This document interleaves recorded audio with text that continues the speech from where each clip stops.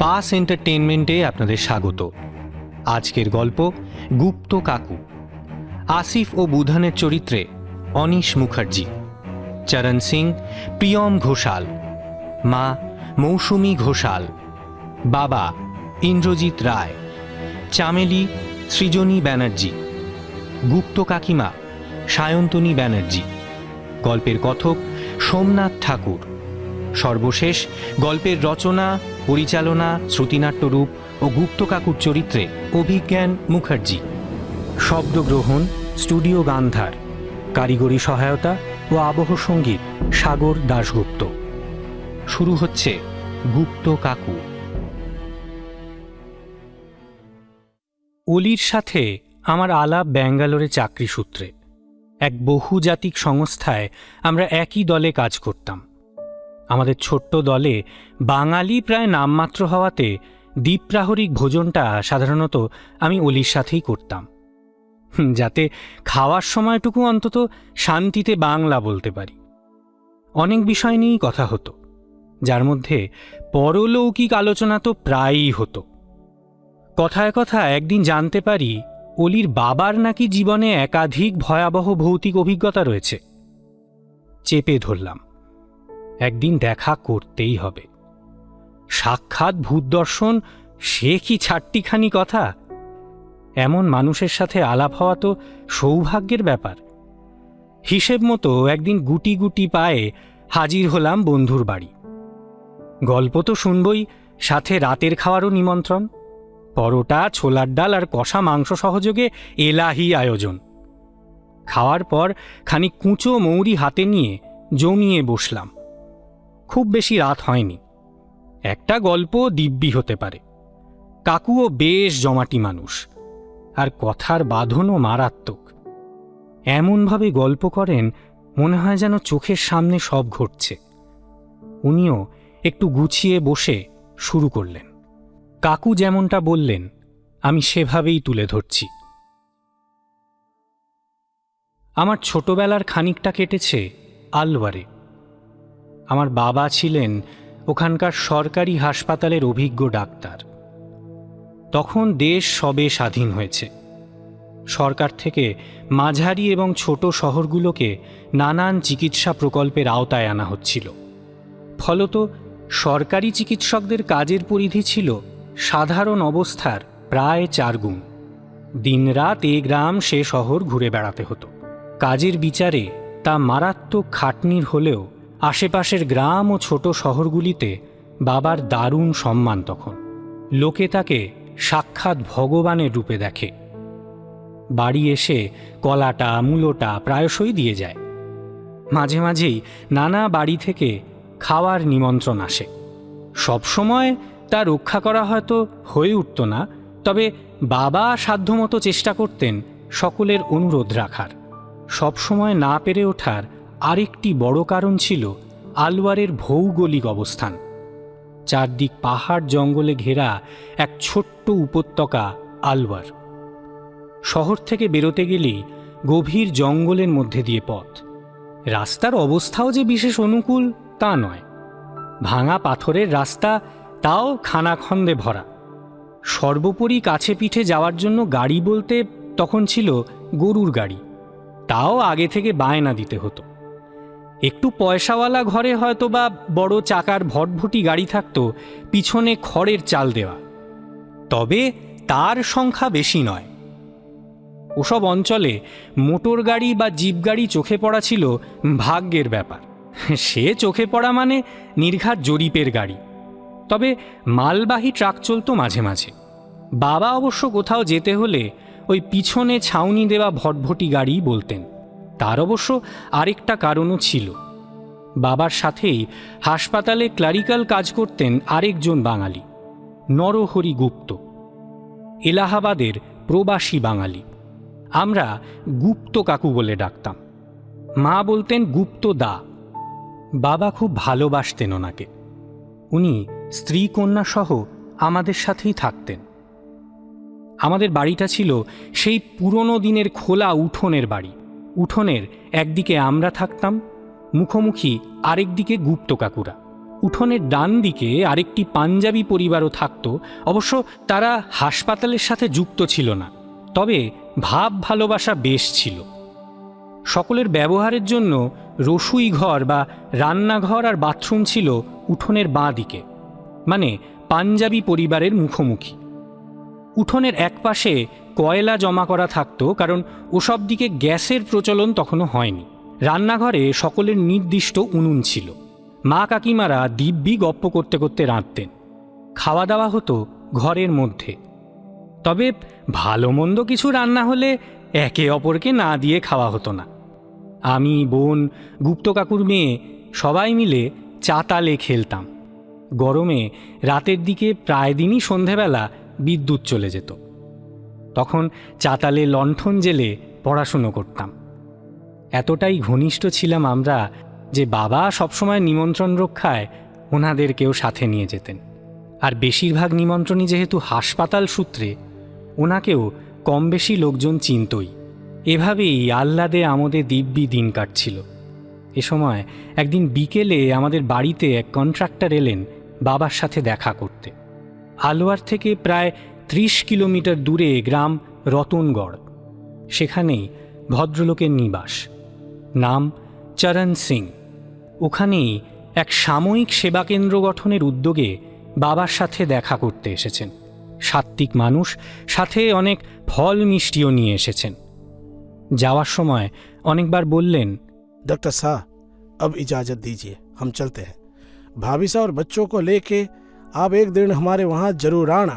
आप लोगों को बिठा के खाना खिलाने से हमारे को घनी आनंद आवेगा, और उसके बाद सेवा केंद्र भी आपको घुमावेंगे।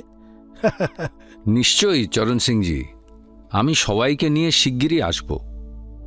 আপনাদের ওখানে কাজটা এগোলে সকলেরই সুবিধে হয়। দিন 15 মধ্যে চরণ সিংয়ের চিঠি এলো।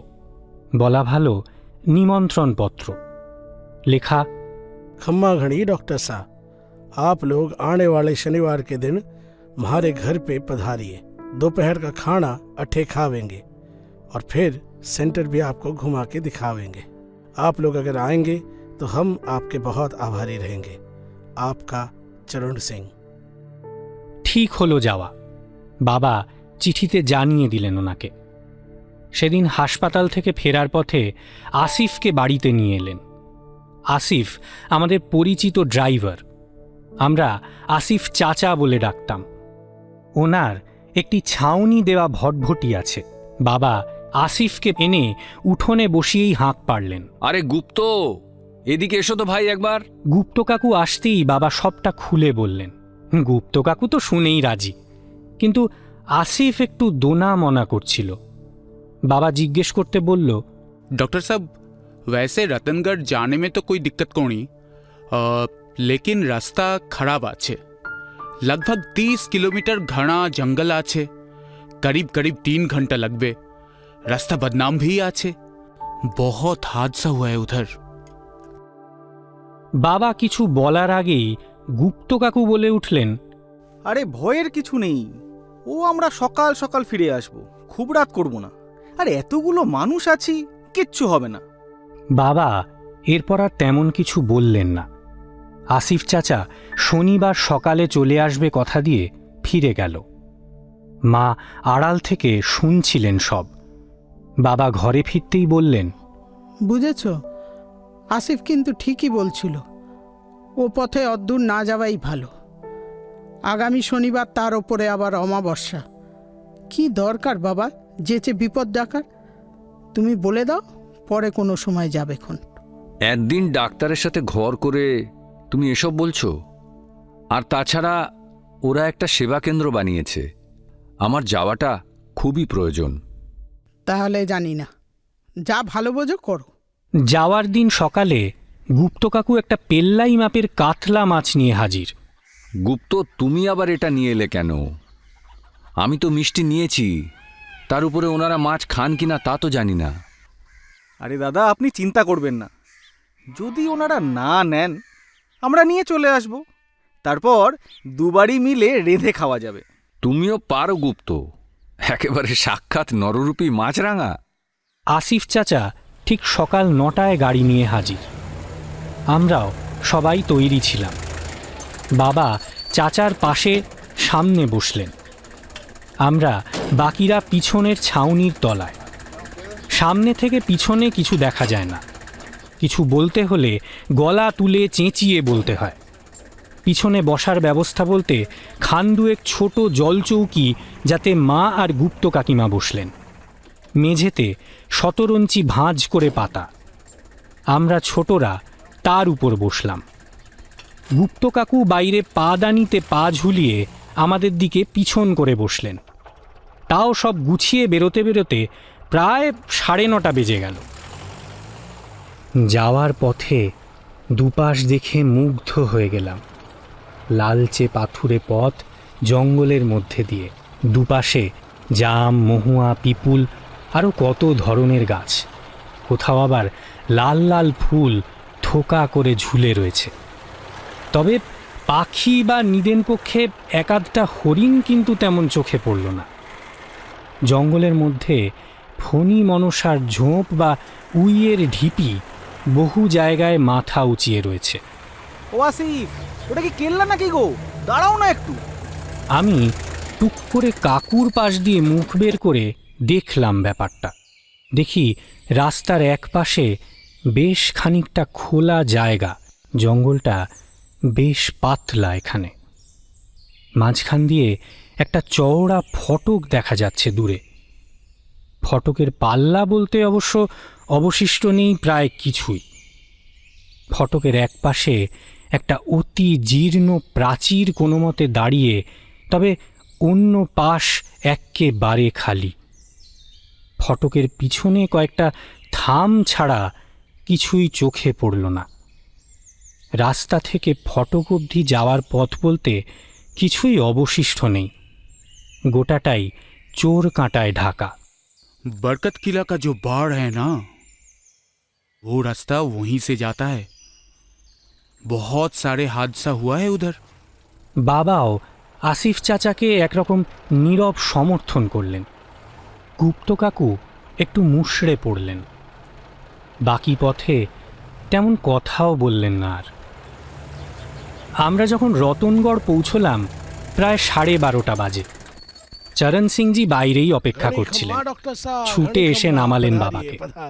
বাবা মিষ্টির হাঁড়ি হাতে তুলে দিতেই বললেন, अरे डॉक्टर साहब, ये सब की क्या जरूरत थी?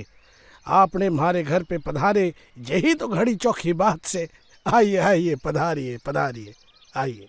তবে গুপ্ত কাকু বা তার পরিবারের প্রতি চরণ সিংয়ের অভ্যর্থনায় বেশ শীতল মনোভাব চোখে পড়ল। প্রথমেই একটু ব্যঙ্গ করেই বললেন, दया करसी काल कामा, आप लोग भी डॉक्टर साहब के साथ आए हैं। पहले से जानते तो आयोजन भी वैसे ही करते, कमी को नहीं छोड़ते।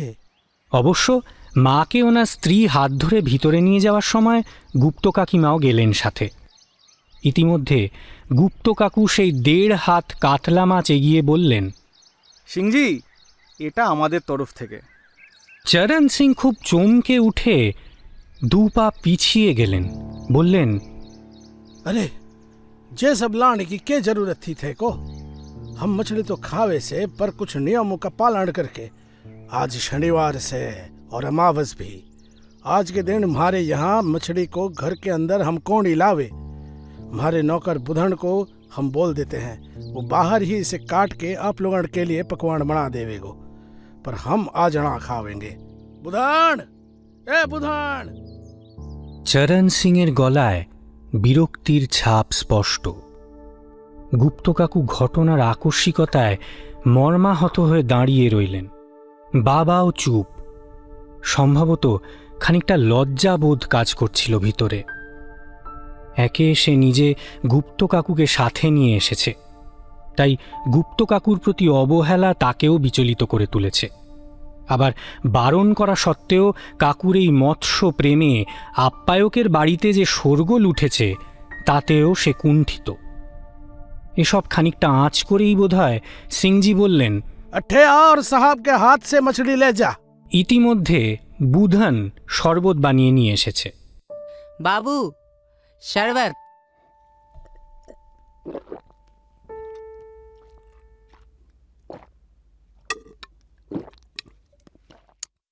डॉक्टर साहब, ये मछली बढ़ने में तो थोड़ी समय लग जावेगो।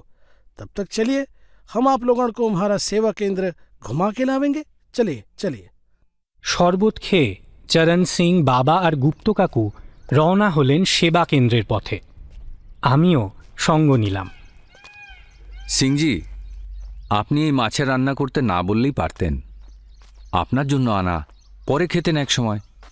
बुरा ना मानिएगा डॉक्टर साहब, पर यो मछली हम ना खावेंगे। आप लोग मेहमान से प्यार से लाए से, इसलिए उसमें से थोड़ा सा काट के आप लोगों की मेहमान नवाजी में हम लगावेंगे। जैसे मुहावरा है ना, मछली के तेल में ही मछली तलना। ওনাদের সেবাকেন্দ্র বেশ ভালো মতো সেজে গুজে উঠেছে। একজন স্থানীয় তরুণ ডাক্তার রয়েছেন, তিনিই সব দেখাশুনো করেন। 3টি বেড রয়েছে। ফার্স্ট এড থেকে অন্যান্য নিয়মিত ওষুধের ব্যবস্থা করা গেছে। গ্রামের লোকেরাও সময় দেয় সাংগঠনিকভাবে এই কেন্দ্রের উন্নতিকল্পে। বাবা বেশ খুশিই হলেন দেখে। স্থানীয় ডাক্তার বাবাকে দেখে বেজায় খুশি। তাদের ভালোবাসার বাঁধন পেরিয়ে সিংজির আমাদের নিয়ে বাড়ি ফিরতে ফিরতে 2:30 বেজে গেল। ফিরে দেখি সবাই তীর্থের কাকের মতো আমাদের অপেক্ষায় বসে আছে। সবারই খিদে পেয়েছে, তবে আমাদের ফেলে কেউই খেতে পারছে না। চরণ সিংয়ের স্ত্রী আমাদের দেখেই আয়োজনে ব্যস্ত হয়ে উঠলেন। বাবা শুরুতেই বলে দিয়েছিলেন মাছের মুখাপেক্ষী নন। বাবা সিংজির বিশ্বাসে আঘাত হানতে চাননি একেবারেই। চরণ সিংজি বোধহয় সে কথা শুনে মনে মনে একটু আশ্বস্তই হয়েছিলেন, কারণ তাদের জন্য ব্যাপারটা অস্বস্তিকর। তবে বাদ সাধলেন গুপ্ত কাকু। কি জানি কেন কাকু মাছ নিয়ে আজ যেন বড় বেপরোয়া। বললেন, সিংজি, আমি কিন্তু মাছে আছি, অবশ্যই দাদার আপত্তি না থাকলে তবেই। ठीक से है गुप्ता साहब, पर आपसे एक विनती है, अगर आपका भोजन बाहर आंगन में लगाया जाए तो ठीक रहेगो। आप तो समझ ही सकते हैं घर के कुछ नियम और कायदे रहे से। उम्मीद है आप बुरा नहीं मानिएगा। গুপ্ত কাকু তাতেই রাজি। সেভাবেই আয়োজন হলো। আমরা ভিতরে বসলাম, কাকু বাইরে দালানে বসলেন খেতে। বাবা গোটা সময়টাই অন্যমনস্ক রইলেন। বোঝাই যাচ্ছিল অন্তর্দ্বন্দ্বে ভুগছেন। কাকুকে বাবা বড়ই ভালোবাসেন, তাই তার প্রতি অবহেলাটা বাবাকে ক্ষুণ্ণ করছে। আবার অপরদিকে কাকুর জেদেও বাবা বেশ বিব্রত। খাওয়া দাওয়া মিটতে মিটতে প্রায় 4:30 বেজে গেল। শেষে পান মুখে দিয়ে যখন বাইরে গিয়ে দাঁড়িয়েছেন, আসিফ চাচা এসে বললেন, डॉक्टर साहब, भाभी जी थोड़ा जल्दी कर लीजिए। সিংজিও দেখলাম প্রস্তাবে মৌন সমর্থন করলেন। মনে হলো উনিও হয়তো রাস্তার সম্ভাব্য বিপদ সম্পর্কে সম্যক অবহিত। বাবা আমার দিকে ফিরে বললেন, আচ্ছা, তাহলে সবাইকে ডাক দে, আমরা রওনা হই। সবাইকে তাড়া দিয়ে রওনা হতে হতে 5:30 বেজেই গেল। সাথে ছোট্ট বাচ্চা থাকলে তা স্বাভাবিকও বটে। আসিফ চাচা ভীষণ চিন্তিত, বারবার তাড়া দিচ্ছিলেন। डॉक्टर साहब, और लेट मत कीजिए। ये रास्ता जैसे मैंने बोला ना, ये ठीक ना আছে। यहाँ सांझ भी जल्दी होवे, हमें निकलना चाहिए। চরণ সিং বেরোবার সময় সেই কাতলা মাছের বাকি না রাঁধা অংশটি নিয়ে এসে গুপ্ত কাকুকে দিয়ে বললেন, हमारे को तो जे खाना मना है, हमको नहीं खावे है, आप ले जाओ। आपको तो मछली खाना घनी भावे से। ले जाओ आप। গুপ্তদা, ও ফেলে দিয়ে যান। শনিবারের বারবেলা, তাই অমাবস্যা, এসব মাছ টাছ না নেওয়াই ভালো। আরে বৌদি, এতখানি মাছ ফেলে যাব? আর আমরা এতজন লোক, ভয় কিসের? ফেরার সময়ও বসার আয়োজন একই রকম হলো। বাবা আসিফ চাচার পাশে বসলেন। আমরা ছোটরা, মা আর গুপ্ত কাকিমা পিছনে ভিতরে বসলাম, আর গুপ্ত কাকু বাইরের পাদানিতে পা ঝুলিয়ে বসলেন। রওনা হলাম আমরা।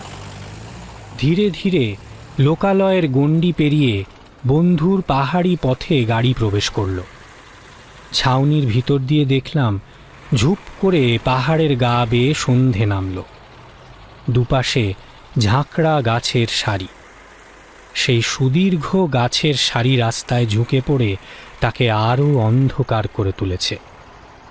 গাড়ির সামনের দিকে একটি হ্যাজাক লাগানো, যাতে পথ দেখতে অসুবিধে না হয়। গাড়ির পিছনে ছাউনির মধ্যে গাঢ় অন্ধকার। চারিদিক নিস্তব্ধ, জনমনীষীহীন। বাবা আর আসিফ চাচার নিরবিচ্ছিন্ন বাক্যালাপই মনের জোর বাড়াবার একমাত্র রসদ।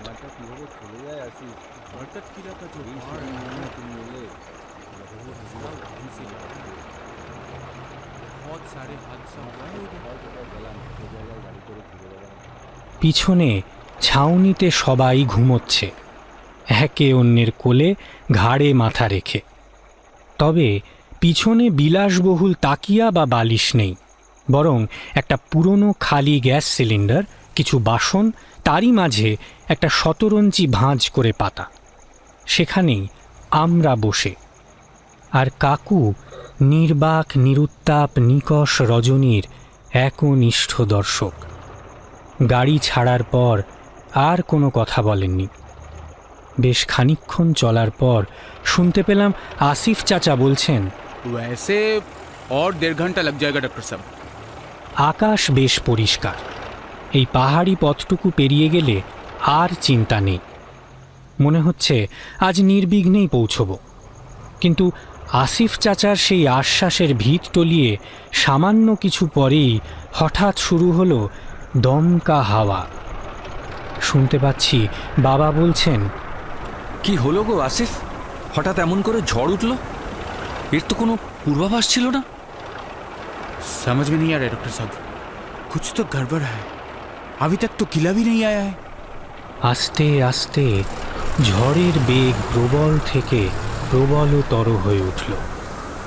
চারপাশে শোঁ শোঁ শব্দে হাওয়ার ঢেউ আছড়ে পড়ছে গাড়ির গায়ে।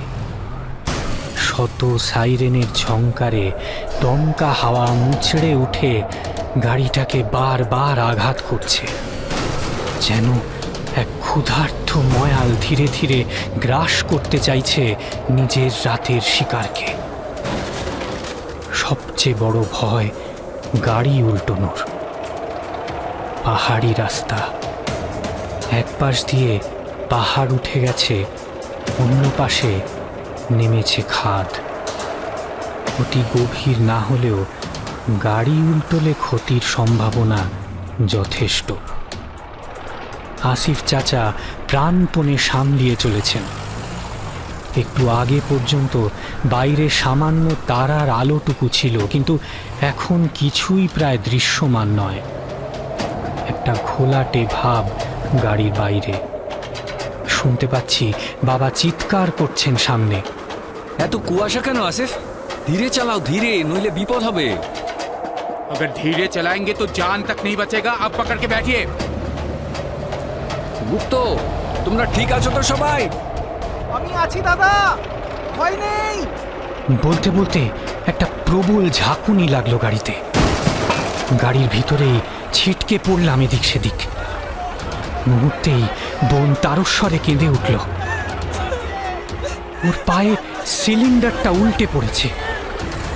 দেখি মা আর কাকিমা কোনো মতে সেটা তোলার চেষ্টা করছেন। আমি এক কোণায় ছিটকে পড়ে সিঁটিয়ে গেছি। ঝাঁকুনি খেয়েই কেমন পেটে হালকা বোধ হতে লাগলো। মনে হলো গাড়ি শূন্যে ঘুরপাক খাচ্ছে। চোখের সামনে দেখলাম গুপ্ত কাকু মাটির সমান্তরালে কোনো এক অদৃশ্য মায়াবী ঘূর্ণি তাকে উদরস্থ করতে চাইছে। তিনি প্রাণপণে পিছনে একটি লোহার রড ধরে অন্তিম বাধা গড়ে তুলছেন, কিন্তু সে বাঁধন ওই অদৃশ্য পিশাচের ক্ষুধার্ত গ্রাসের কাছে নিমিত্ত মাত্র। মায়ের দিকে চোখ গেল, অচৈতন্য। মনে হলো শেষবারের মতো মায়ের মুখটা দেখছি। তারপর আবার আবার এক প্রবল ঝাঁকুনি। আর কিচ্ছু মনে নেই। জ্ঞান ফিরল যখন দেখি বাবার কোলে শুয়ে, পাশে আসিফ চাচা দাঁড়িয়ে। বললেন, बेटा बेटा दर्द तो नहीं हो रहा है ना? আমি সেরকম কোনো বেদনা অনুভব করতে পারছিলাম না, হয়তোবা ঘটনার আচম্বিকতায়। বললাম, না চাচা, তেমন কিছু নয়। দুজনেই একটু আশ্বস্ত হলেন। উঠে দেখি মা পাশে বসে, সম্পূর্ণ বিধ্বস্ত এবং উদ্বিগ্ন। ঘাড়ে কোমরে চোট লেগেছে। গাড়িটা একপাশে কাত হয়ে ফিরে রয়েছে। ছাউনির অর্ধেক কেউ যেন খুবলে খেয়ে নিয়েছে। বোন, গুপ্ত কাকিমা আর ওনার মেয়ে এখনো ওই ভাঙা ছাউনিতেই শুয়ে, জ্ঞান ফেরেনি। কাকুকে কোথাও চোখে পড়ল না। আরও খানিকক্ষণ সময় গেল বাকিদের জ্ঞান ফেরাতে, কিন্তু গুপ্ত কাকু নিরুদ্দেশ। কাকিমা তো ঘোরতর কান্নাকাটি শুরু করলেন। ততক্ষণে আকাশ আবার পরিষ্কার, তারা দেখা যাচ্ছে, ঝড় বাদলের লেশ মাত্র নেই। বাবা বললেন, আসিফ, চলো হ্যাজাকটা নিয়ে খোঁজা শুরু করি। আমরা সবাই একসাথেই যাই, চলো। একা বসে থাকা ঠিক হবে না এই রাতে এখানে। যে পথ পেছনে ফেলে এসেছি সেদিকেই হেঁটে চললাম সকলে মিলে। সামনে হ্যাজাক হাতে বাবা আর আসিফ চাচা, পিছনে আমরা। বাবা বারবার চিৎকার করে ডাকতে লাগলেন, গুপ্ত, তুমি কোথায়? গুপ্ত, সাড়া দিচ্ছ না কেন গুপ্ত? কিন্তু তার বদলে পাহাড়ের প্রত্যুৎপন্ন প্রতিধ্বনি ব্যতীত কোনো উত্তর আসলো না। বেশ খানিকক্ষণ খোঁজার পর কিছু একটা চোখে পড়াতে বাবা ছুটে গেলেন। গিয়ে দেখি কাকু মাটিতে উপুড় হয়ে পড়ে। বাবা নাড়ি পরীক্ষা করে কেমন নিস্তেজ হয়ে পড়লেন। মৃদুস্বরে বললেন, বোধহয় প্রাণ নেই। কাকিমা ডুকরে কেঁদে উঠলেন। চাচা পাথরের মতো ঠান্ডা গলায় বললেন, डॉक्टर साहब सामने देखिए। डॉक्टर साहब सामने देखिए। দেখি অমাবস্যার মৃদু আলোয় খানিক দূরে কেল্লার ভাঙা দেওয়াল, তাজা প্রাণের আহুতিতে তুষ্ট তৃপ্ত। মাঝে মাঝে শিরশিরে হিমেল বাতাস বয়ে আসছে কেল্লার দিক থেকে। পাঁজা খোলা করে কাকুকে গাড়ির সামনে নিয়ে আসা হলো। কাকিমা বাকরুদ্ধ। মা জড়িয়ে ধরে বসে আছেন কাকিমাকে। ছোটরাও ভয়ে সিঁটিয়ে আছে। হ্যাজাকটা মাটিতে নামানো। খানিকক্ষণ চুপ থেকে বাবা বললেন, আসিফ, এখন ফেরার উপায় কি বলো? वैसे डॉक्टर साहब, अगर किस्मत में है तो इस रास्ते में कभी कभी ट्रक वगैरह चलती है, वो मिल जाएगा। অপেক্ষা করা ছাড়া উপায় নেই। ঘড়িতে তখন বাজে প্রায় 10টা। শুরু হলো অপেক্ষা। প্রায় ঘন্টা দুয়েক অপেক্ষা করার পর কপাল জোরে এক সবজিবাহী ছোট ট্রাকের দেখা মিলল। আসিফ চাচাই ছুটে গিয়ে গাড়ি আটকে তাদের সব বললেন। ওনারা বললেন আমাদের হাসপাতাল অবধি ছেড়ে দিতে পারবেন।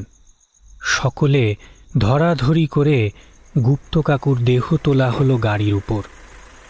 আমরাও উঠলাম। হাসপাতালে যখন পৌঁছলাম প্রায় রাত 1:30।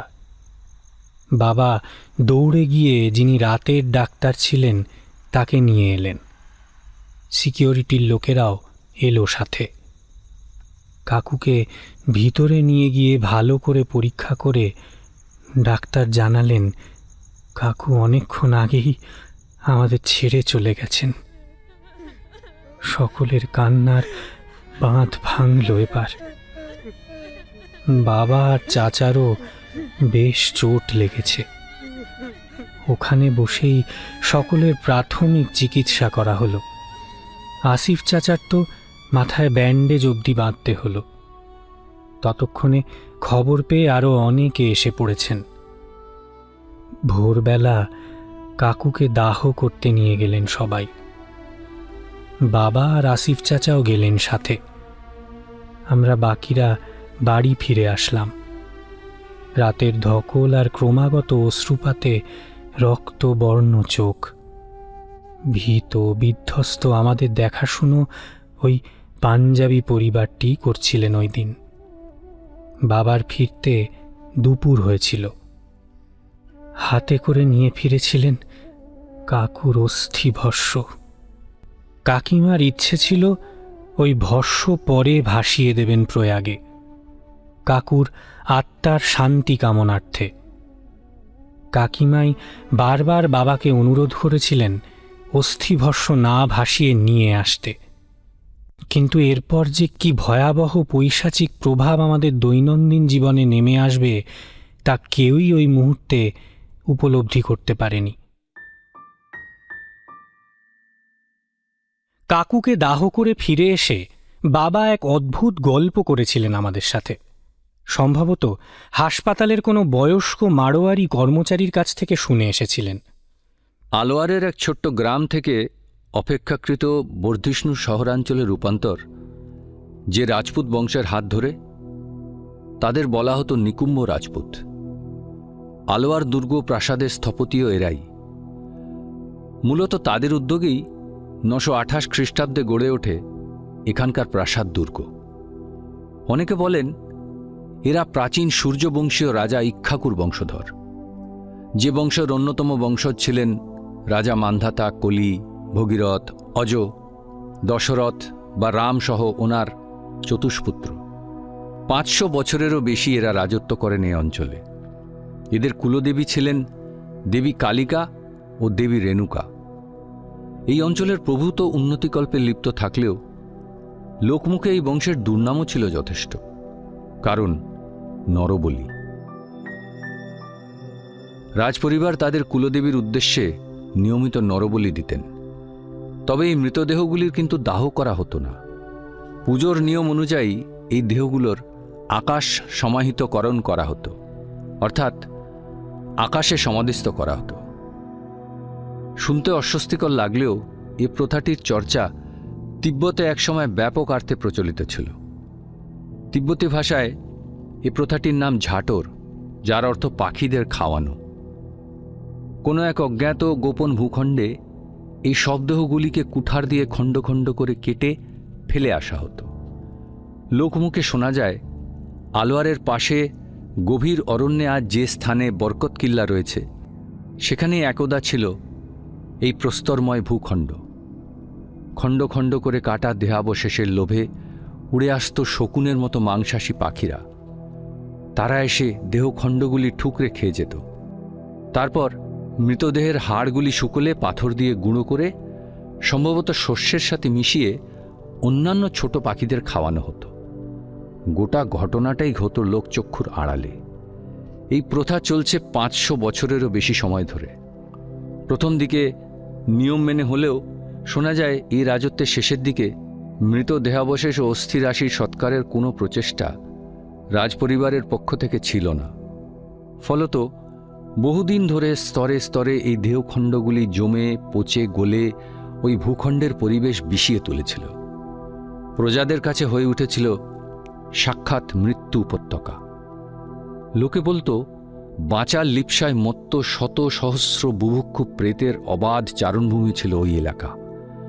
স্থানীয় মানুষ দিনের বেলাতেও ওই এলাকার ত্রিসীমানায় যেত না। কচিত কদাচিৎ নরমাংসভোজী দিগম্বর সাধুদের দেখা যেত ওর আশেপাশে।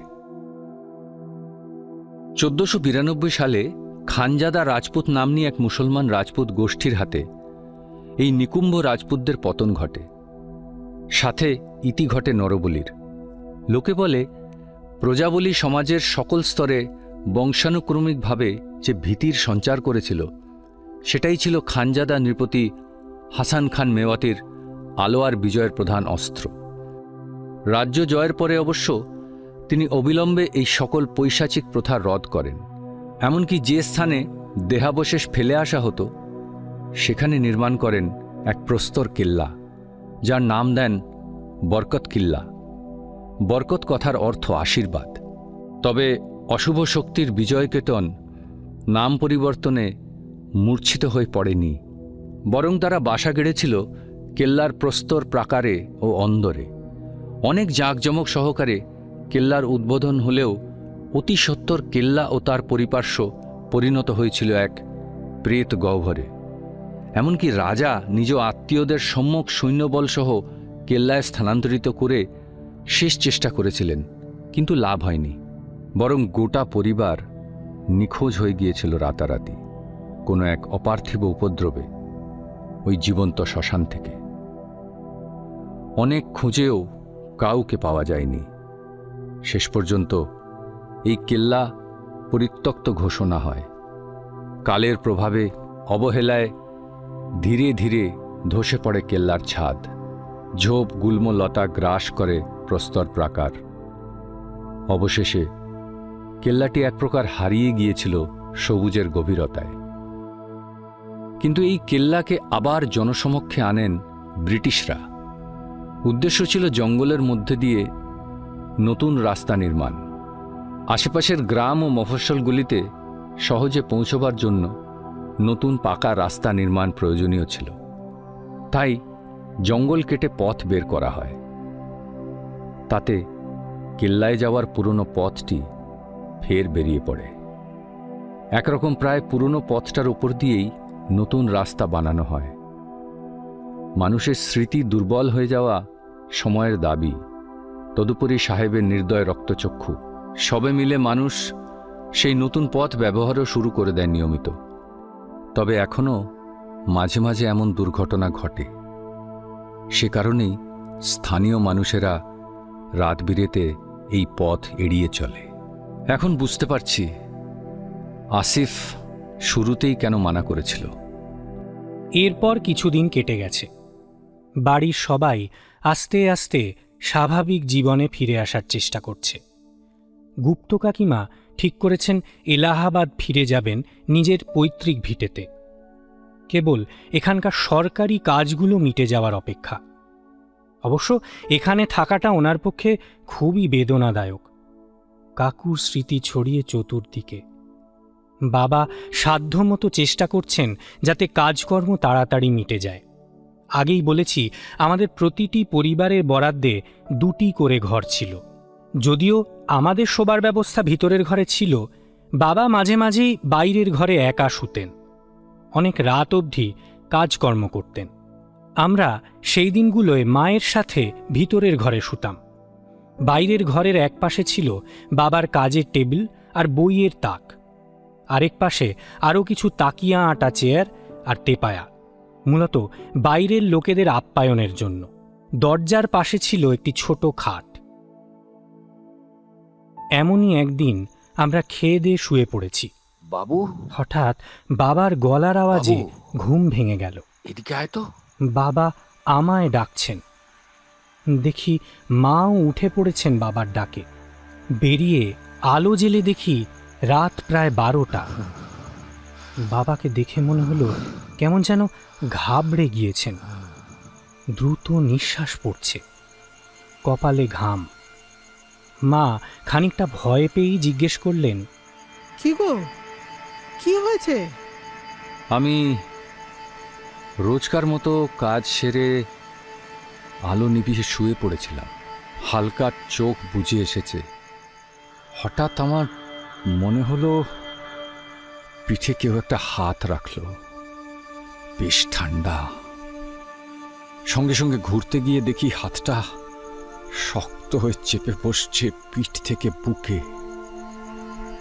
ভীষণ অস্বস্তি হচ্ছিল, দম বন্ধ হয়ে আসছিল। ঘর অন্ধকার হওয়াতে পরিষ্কার বুঝতে পারছিলাম না কি, তাই আর না পেরে তোমাদের ডাকলাম। ধ্যাত, কি যে বলো না, সব তো ভেতর থেকে বন্ধ। বাইরের লোক এখানে ঢুকবে কি করে? তুমি এই সারা রাত জেগে জেগে কাজ করো, এত বারণ করি তাও কথা শোনো না। নিশ্চয়ই হজমেরই সমস্যা হয়েছে। তবে মায়ের কপালে গভীর চিন্তার ভাঁজ দেখে ব্যাপারটা এত সহজ মনে হচ্ছিল না। আমার বাবা খুবই সাহসী ও শরীর সচেতন একজন মানুষ। তার পক্ষে এ হেন আচরণ, তাও নিতান্ত পেটের গোলযোগে, সত্যি অবিশ্বাস্য। বলাই বাহুল্য, বাকি রাত আমরা 4 জন একসাথে ভিতরের ঘরে শুলাম। এর ঠিক 2 দিন পর ভর দুপুরে বাড়িতে আবার একটি হাড় হিম করা কাণ্ড ঘটল। আমাদের বাড়িতে চামেলি নামের একটি দেহাতি মেয়ে কাজ করত। এই হাতে হাতে কিছু রান্নার কাজ এগিয়ে দেওয়া, কয়লা ভাঙা, ঘরদোর ঝাড়পোছ করা, এই সব করত। আমাদের 3 ঘর মিলিয়ে তাকে মাসিক বেতন দেওয়া হতো। সকাল সকাল এসে প্রথমে আমাদের ঘরে ঝাড় দেওয়ার কাজ সেরে সে গুপ্ত কাকুদের ঘরে যেত, আর তারপর একেবারে শেষে পাঞ্জাবি পরিবারের ঘরে যেত। সেদিনও তেমনি আমাদের ঘরে কাজ সেরে গুপ্ত কাকিমার কাজ করতে গেছিল। কাকিমা সেদিন একটু বাইরে বাজার করতে গিয়েছিলেন। আমাদেরকে বলেই গেছিলেন যে ওনার মেয়ে ঘরে একা আছে, আমরা যেন একটু খেয়াল রাখি। এই চামেলি, তুই যা তো গুপ্তদার ঘরে গিয়ে ওনার মেয়েকে আমাদের ঘরে পাঠিয়ে দে, এসে জলখাবারটা খেয়ে যাক। সে চলেও এসেছিল। খেতে খেতেই হঠাৎ শুনি এক বিকট আর্তনাদ, আর সঙ্গে সঙ্গে কিছু ভারী জিনিস পড়ে যাওয়ার শব্দ। সবাই দৌড়ে গেলাম। দেখি চামেলি অজ্ঞান হয়ে মেঝেতে পড়ে আছে। তাড়াহুড়ো করে তার চোখে মুখে জলের ছিটে দেওয়া হলো। খানিক পর সে ধড়মড় করে উঠে বসে উন্মাদের মতো করতে লাগলো। কিছুতেই থামানো যাচ্ছে না। মা তাড়াতাড়ি একটু দুধ গরম করে এনে দিলেন। সেটা খাবার পর একটু ধাতস্থ হলো সে। তারপর বলল, हम काकी साहब के अट्ठे काम कर रहे थे। बाहर वाला कमरा झाड़ू लगा के जब उन लोगों के अंदर वाले कमरे में हम गए तो तब हमने देखो कि दरवाजे के आगे कुर्सी पे गुप्ता साहब बैठे थे, हमारी ओर देख रहे थे। उनके आंखें एकदम लाल और पलके कोणी चपका रहे थे। उनका चेहरा एकदम सूखा और रंग जैसे उड़ गया हो। मारे को ऊपर से नीचे तक ऐसो नापू उन्होंने, और ऐसो अनोखो हंसी था जैसे हमने कभी न देखे से। उनका चेहरा एकदम धुआं धुआं सा साफ कोणी दिखा। मारे को नाम से पुकार रहे थे, चमेली चमेली, जैसे जैसे अट्ठे सु नहीं, दूर कहीं सु। কি বলছিস উল্টো পাল্টা? তুই কি দেখতে কি দেখেছিস? তুই আজ বরং বাড়ি চলে যা, পারলে একবার ডাক্তার দেখিয়ে নিস। बड़ी मासा, अब हम एकदम ठीक से, पर आप मारो बात का विश्वास कीजिए, हमने भूल कोनी देखो। गुप्ता साहब हमसे घनी लाड करते थे। उनको लेके हम झूठ या अनाप शनाप कुछ भी कोनी बोलेंगे। তাকে সেদিন তাড়াতাড়ি বিদেয় করে দেওয়া হলো। মা তারপর অনেকটা সময় কাকিমার সাথে রইলেন তাকে সান্ত্বনা দেওয়ার জন্য। বিকেলে বাবা ফিরলে তাকে সব খুলে বলা হলো। বাবার নিজের অভিজ্ঞতা না হলে কি হতো বলা মুশকিল, তবে তিনি ঘটনাটি শোনার সময় কোনো প্রতিবাদ করেননি। মনে হলো এই অশরীরী সহবাসকে তিনি চেয়েও অবিশ্বাস করতে পারছেন না। এর 2-3 দিন পর আরেকটি মারাত্মক ঘটনা ঘটল। চামেলি সেদিনের পর আর কাজে আসেনি, আর তার থেকে সম্ভবত ঘটনাটা এই পাড়ায় রটে গিয়েছে। ফলে অন্য লোকও পাওয়া যাচ্ছিল না চট করে। বাবা নিয়মিত খোঁজ করে চলেছেন, ফলত গোটা কাজটাই এখন মা কাকিমাদের নিজেদের করতে হচ্ছে। পাঞ্জাবি পরিবারটি একদিন অবধি অনেকটাই নির্লিপ্ত ছিল, হয়তোবা কিছুটা গুটিয়ে রেখেছিল নিজেদের। তবে চামেলি কাজ ছেড়ে দেওয়াতে ইদানিং ভাবিজি বেশ বিপাকে পড়েছেন। প্রায়ই এসে বাবার কাছে খোঁজ নেন আর কোনো কাজের লোক পাওয়া গেল কিনা। ভাবিজি বেশ শক্ত সমর্থ, একাই সামলাচ্ছিলেন হেঁসেল আর ঘর। অন্যদিকে কাকু চলে যাওয়ার পর মা কাকিমাকে আরও বেশি করে কাছে টেনে নিয়েছেন, প্রায় দিনই রাঁধতে দেন না। যাই হোক, সেদিন সন্ধেবেলা আমি আর মা আমাদের বারান্দায় বসে, ভাবিজি তাদের রাতের খাবার তৈরি করে রান্নাঘর থেকে বেরিয়েছেন। সামনে সোজা খোলা চাতাল পেরিয়ে ওনাদের ঘর। হঠাৎ দেখি উনি চাতালের মাঝখানে উপরের দিকে চেয়ে স্থির দাঁড়িয়ে পড়লেন। একটা অদ্ভুত আর্তনাদ বেরিয়ে আসলো ওনার মুখ দিয়ে। আমি আর মা ওনাকে দেখে সেদিকে তাকিয়ে পাথর হয়ে গেলাম। দেখি গুপ্ত কাকু ওনাদের ঘরের উপর পা ঝুলিয়ে বসে একটা অর্ধেক কাটা মাছ চিবোচ্ছে। চোখ দুটো রক্ত জবার মতো লাল, ধূসর প্রাণহীন মুখ, উস্কো খুস্কো কাঁচা পাকা চুল, মাথার একপাশে রক্ত জমাট বেঁধে নীল হয়ে আছে, ঠোঁটের কোণ দিয়ে কষ গড়াচ্ছে। পরনে সেই শেষ দিনের জামা, মলিন ধুলোময়, আর ঠোঁটের কোণায় এক জল্লাদ হাসি। আমি ভয়ে মায়ের হাত চেপে ধরলাম। মা দেখি ঠক ঠক করে কাঁপছে। আমরা তিনজনই চাতালে স্থবির হয়ে দাঁড়িয়ে রইলাম। বিস্ফারিত চোখগুলি আটকে রইল ছাদের কার্নিশে পা ঝুলিয়ে বসে থাকা এক জীবন্ত শবের উপর। কতক্ষণ এভাবে ছিলাম জানি না।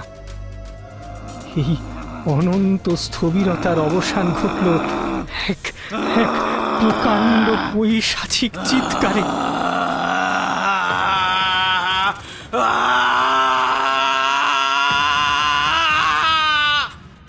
জীবন্ত শবটি উঠে দাঁড়িয়েছে। মুহূর্তের মধ্যে সে তার হাতের মাছটি ভাবিজির দিকে ছুঁড়ে মারল। সেটি এসে পড়ল চাতালের মাঝখানে।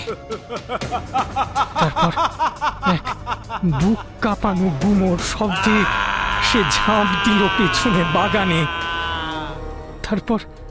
তারপর আবার সেই অনন্ত নৈশব্দ, তবে ক্ষণস্থায়ী, কারণ ভাবিজি জ্ঞান হারিয়ে পড়ে গিয়েছেন চাতালের মাঝখানে।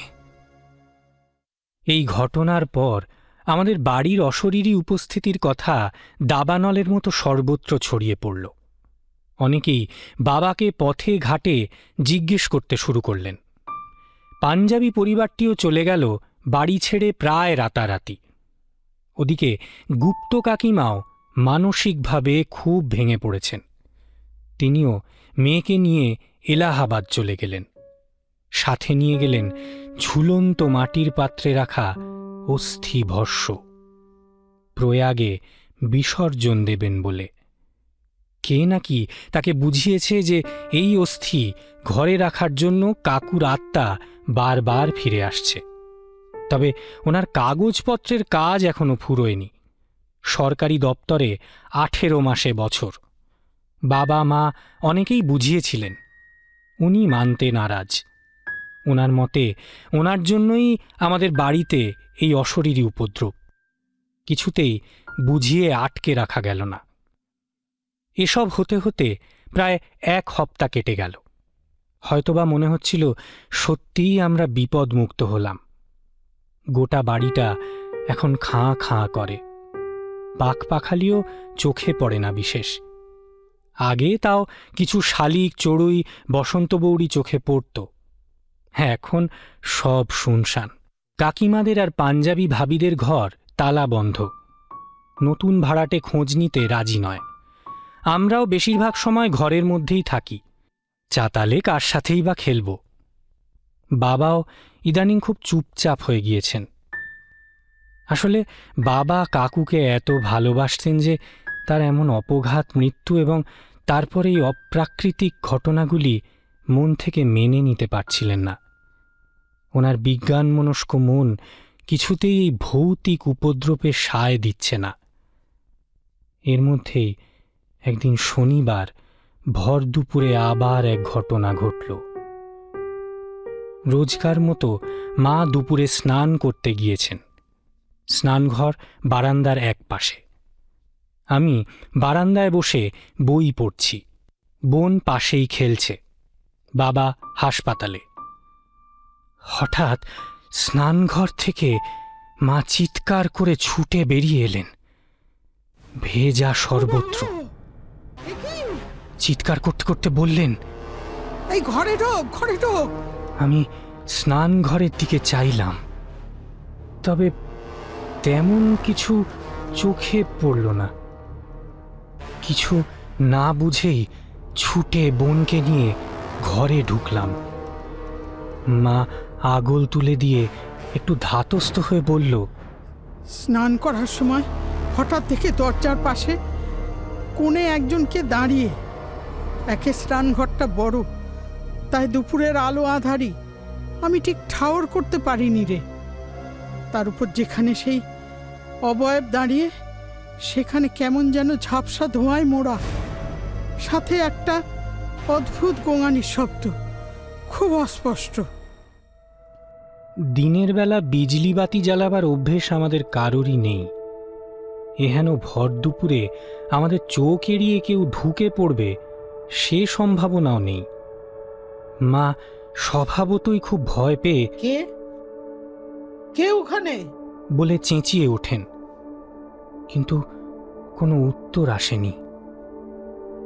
বরং ধীরে ধীরে অদৃশ্য হয়ে যায় সেই ছায়া মূর্তি, সাথে সেই শব্দটিও। তখন মা দৌড়ে বেরিয়ে আসেন। এই ঘটনা বাবা মাকে আরও ভাবিয়ে তুলল। বুঝলাম তারা আমার আর বোনের সুরক্ষা নিয়ে খুবই চিন্তিত।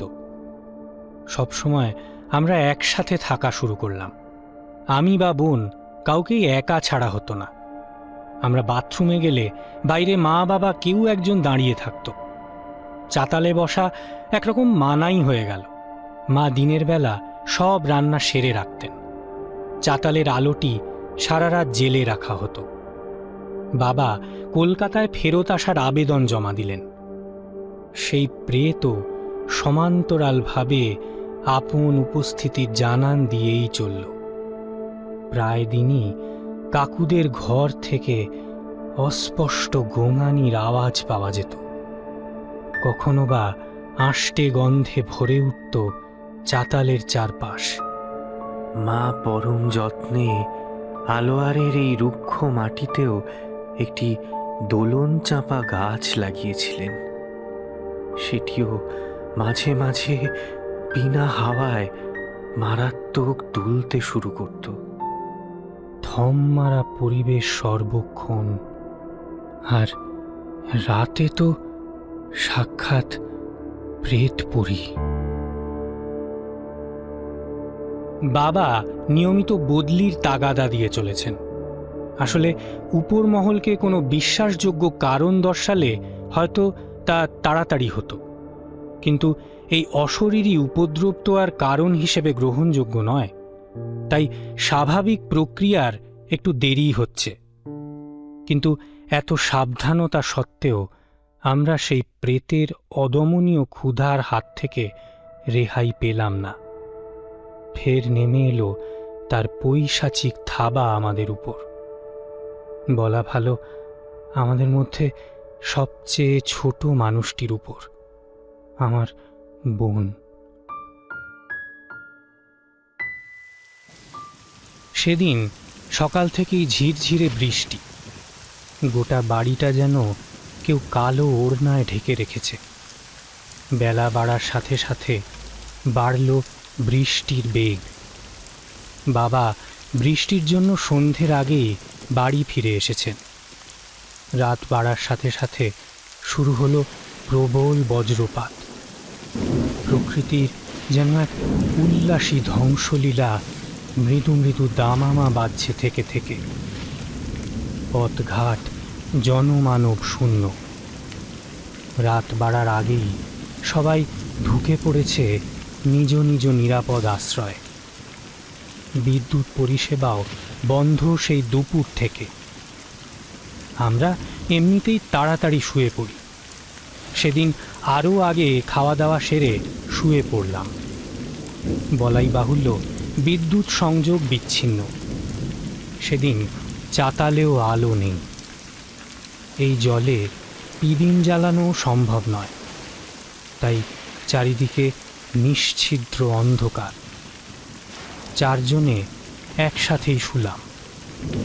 ঘুমও নেমে এলো তাড়াতাড়ি, কিন্তু মায়ের ধাক্কায় ঘুম ভেঙে গেল। বোন খাটে নেই। মধ্যরাত, হয়তোবা আরেকটু বেশি। আমি আর বাবা খাটের দুই পাশে শুই। আমার পাশে মা, মায়ের পরে বোন, আর একদম শেষে বাবা। তাই বাবাকে ডিঙিয়ে খাট থেকে নামা বোনের পক্ষে এক কথায় অসম্ভব। কিন্তু তাও সে উধাও। বাবা বালিশের তলা থেকে টর্চ বের করে ঘরের চারপাশে আলো ফেলে দেখছে বোন কোনোভাবে পড়ে গেছে কিনা। তবে পড়ে গেলে সে তো কাঁদবে না। সে শব্দ তো পাচ্ছি না। মা বোনকে ডাকছে জোরে জোরে। খুকি, এই খুকি, খুকি রে। কোনো সাড়া নেই। বিদ্যুৎ তখনও আসেনি। আমরা তিনজনেই একসাথে নেমে খাটের তলা, বাইরের ঘর সব ভালো করে দেখলাম। বোন কোথাও নেই। মা ভয় কেঁদে উঠল। হঠাৎ চোখে পড়ল বাইরে যাওয়ার দরজার আগল খোলা। রাতে শোয়ার আগে দরজার আগল ভিতর থেকে বন্ধ রাখা হয়। বাবাই করেন রোজ। দরজা আবজানো রয়েছে বলে এতক্ষণ বুঝতে পারিনি কেউ। তবে বোনের পক্ষে এই আগল খোলা কোনোভাবেই সম্ভব নয়। যথেষ্ট উঁচু দরজা। তবে কি রাতে বাবা আগল তুলতে ভুলে গেছেন? তাহলেও দরজা এমন পরিপাটি করে ভেজানো। দুশ্চিন্তায় তলপেটে পাকিয়ে উঠল পুরো। বাবা তড়িঘড়ি দরজা খুলে বারান্দায়, চাতালে, বাথরুমে পাগলের মতো খুঁজতে লাগলেন। কোথাও কেউ নেই। মা এবার চিৎকার করে কেঁদে উঠলেন। আমার চোখ ফেটে জল বেরিয়ে এলো। চারিদিকে দেওয়াল থেকে আমাদের ডাক প্রতিফলিত হচ্ছে। খুকি, ও খুকি, খুকি রে, ও খুকি, ওরে ও খুকি, তুই কোথায় গেলি রে খুকি?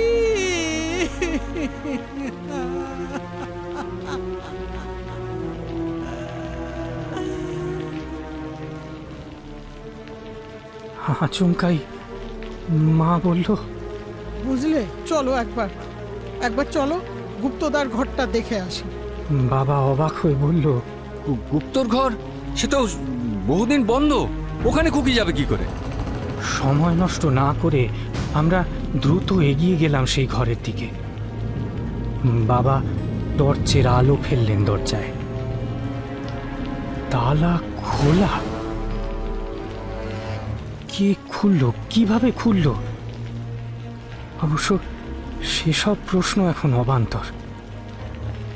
আমরা তিনজনেই ঢুকলাম সে ঘরে। মাই ঠিক।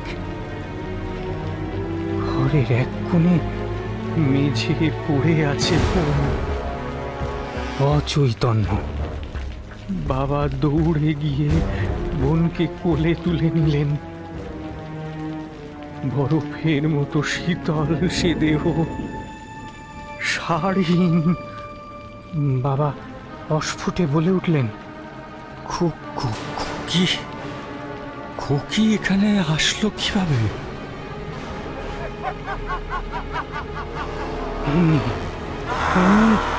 সেই ঘরের গাঢ় অন্ধকার ফুঁড়ে গোটা ঘর গম গম করে উঠল এক পৈশাচিক হাসিতে। রক্ত জল করে দেওয়া সেই হাসি যেন প্রতিফলিত হচ্ছে এক দেওয়াল থেকে আরেক দেওয়ালে। কি চড়ছে তার পারদ। বাবার প্রশ্নের দায়ভার নিয়ে কোনো এক বিদেহী ঘরময় উল্লাসে ফেটে পড়ছে। মা আমার হাত ধরে কোনো মতে সেই ঘর থেকে বেরিয়ে এলেন। পিছনে বোনকে কোলে নিয়ে বাবা। তখন পিছনে শুরু হয়েছে গোঙানির শব্দ। শত শতাব্দীর অভিশপ্ত বাঁধনে বাঁধা কোনো এক নিষ্প্রাণের কাতর আরতি। মুহূর্তে সেই আরতি বদলে যাচ্ছে হাসিতে। হাসিটা যেন ঘর পেরিয়ে উঠোনে নেমে আসছে। ঘরে ঢোকার মুহূর্তে আমি এবার পিছু ফিরেছিলাম। কাকতালীয়ভাবে ঠিক সেই সময় আকাশে বিদ্যুৎ চমকেছিল। মুহূর্তের জন্য দেখি কাকু দাঁড়িয়ে আছেন চাতালের মাঝখানে। সেই পোশাক, সেই দৃষ্টি, সেই চোখের মনি ভোলা রক্ত শূন্য মুখে এক শয়তানি হাসি।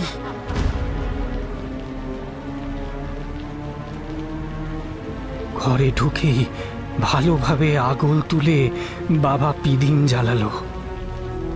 বোনকে দেখা দরকার। নাড়ি খুব ক্ষীণ। ঘরের মধ্যে সর্ষের তেল ছিল, তা দিয়েই হাতের তালু আর পায়ের তলা ঘষতে লাগলেন মা। বাবা সামান্য জলে কিছু ওষুধ গুলে বোনের মুখে দিলেন।